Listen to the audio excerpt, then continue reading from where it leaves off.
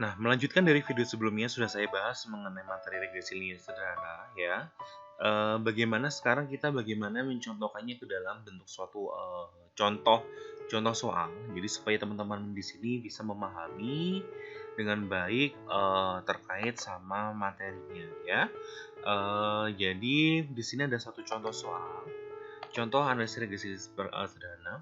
Ada suatu pengamatan atau penelitian meneliti terkait apakah lama belajar itu diduga berpengaruh terhadap poin kesalahan dalam suatu ujian.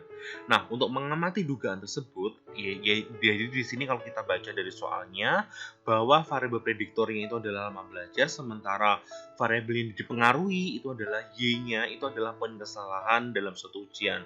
Nah, untuk mengamatinya diambil 6 sampel. Di sini saya hanya menggunakan 6 sampel.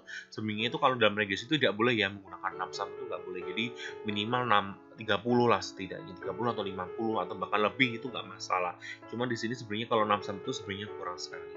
Ya, ini hanya contoh saja. Nah, untuk mengamati dugaan tersebut diambil 6 sampel, di mana masing-masing sampel nanti diambil nilai lama belajarnya dan poin kesalahan dalam ujian. Anggap saja di sini saya meliti 6 mahasiswa dan masing-masing mahasiswa itu tak ukur lama belajarnya berapa, kemudian berapa poin kesalahan atau poin kelirunya di dalam ujian itu seberapa.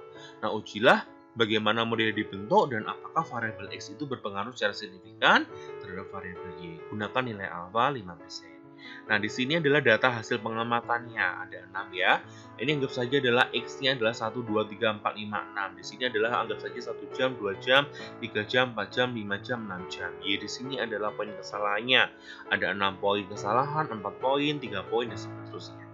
Ya, terus kemudian di sini langkah selanjutnya adalah bagaimana kita langkahnya kan tadi ada membentuk model, signifikasi parameter dengan ANOVA sama kebaikan modelnya. Nah, bagaimana cara membentuk modelnya? Ini adalah datanya. XY, kita bikin lagi X kuadrat, Y kuadrat sama XY. Di sini ada X1, kenapa? Karena variabel X-nya kan cuma 1. Saya tuliskan di sini ada satu-satunya ya. X1 dan X1 kuadrat, 1, 4 seterusnya. Y kuadrat berarti ini kita kuadratkan.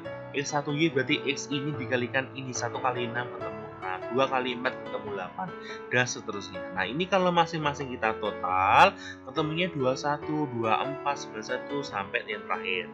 Ya, banyaknya data, N-nya ada 6. Sigma X-nya, berarti kalau yang ini adalah sigma X1, ini sigma Y, ini sigma X1 kuadrat, ini sigma Y kuadrat, ini adalah sigma X1Y. Ya, kita tuliskan di sini. Sigma X1 ketemunya 21, sigma Y ketemunya 24. X1 bar rata-ratanya berarti 21 dibagi 6 ketemunya 3,5, 24 dibagi 6 ketemunya 4 menjadi bar. Nah, sigma X1 barnya ketemu 91, sigma Y kuadratnya ketemu 106, sigma X1Y-nya ketemu 75. Nah, dari nilai-nilai inilah yang saya tuliskan biru ini yang digunakan untuk menghitung nilai beta 1 sama beta 0. Nah, beta 1 setelah saya masukkan ke dalam rumus N bla bla bla bla ini, ketemunya beta 1-nya adalah min 0,5143. Nah, rumusnya untuk mencari beta 0 kan Y bar min beta 1 X bar atau X1 bar. Sama dengan Y barnya ketemu 4 dikurangi beta 1-nya min 0,5143, yang ini kita substitusikan ke dalam rumus ini.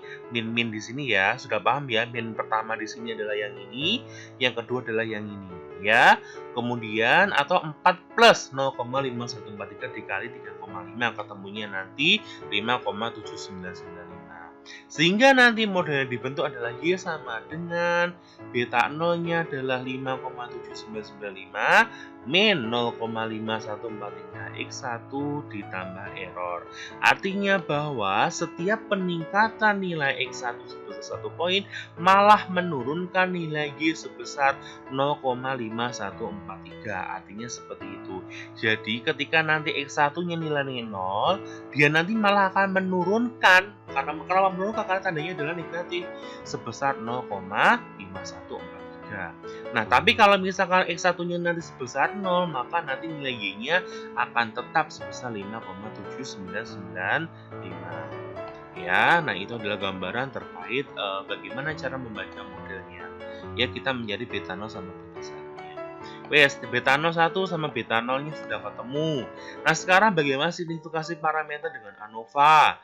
Ya, kita menggunakan di sini ada bentuk ANOVA-nya, yang biru-biru ini adalah yang kita hitung. SSR rumusnya adalah beta 0 bla bla bla bla bla bla ini.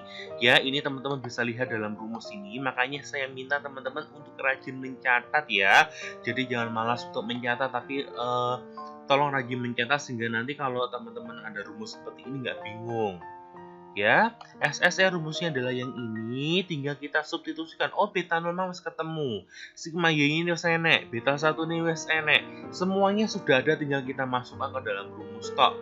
Ya, tadi yang ini toh, beta 0 ketemu, beta 1 ketemu, nilai yang biru-biru ini ketemu. Jadi ini jangan sampai salah. Ya, kemudian SSR ternyata ketemunya adalah 4,6155. SST rumusnya yang ini, ya. Rumusnya ini berarti podo koyo 1 dikurangi berapa ini ketemunya adalah 10. SSE itu sama kayak SST dikurangi SSR. Jadi 10 dikurangi ini ketemunya adalah 5,3845. Nilai SST, nilai SSR, nilai SS itu tidak mungkin negatif. Tidak mungkin negatif. Bahkan MSE, MSR, MS itu tidak mungkin nilainya negatif, ya. Jadi kalau teman-teman nanti itu negatif, pasti hitunganmu salah. Itu harus teman-teman ingat, ya. Kemudian untuk mencari SSE itu adalah SST dikurangi SSR, 10 dikurangi 4,155, ketemunya adalah 5,3845. Nah, untuk mencari MSR rumusnya adalah SSR dibagi 1. Iki dibagi iki ketemu MSR, MSE iki dibagi iki. Ya, ketemunya ini tetap sama, MSE-nya ketemunya adalah 1,34615. Sementara untuk mencari F hitung, maka MSR dibagi MSE, ini dibagi ini, ketemunya adalah 3,4287. Ya, nanti silakan teman-teman catat supaya ingat. Ya, jadi tidak hanya memperhatikan video saya, tapi juga teman-teman mencatat sehingga nanti ketika teman-teman belajar sendiri atau teman-teman nanti ujian bisa dipahami dengan baik. Sehingga dari data-data ini tadi, angka ini tadi kita masukkan ke dalam ANOVA, sumber DF, SS, MS, F. Regresi error total. DF-nya adalah 1, DF error adalah N-2, R-nya 6, dikurangi 2, 4. Totalnya adalah DF total adalah N-1 atau 6-1 kurang dari 5. SS-nya tinggal kita masukkan SSR, SSE, SST, MSR, MSE, di sini adalah F.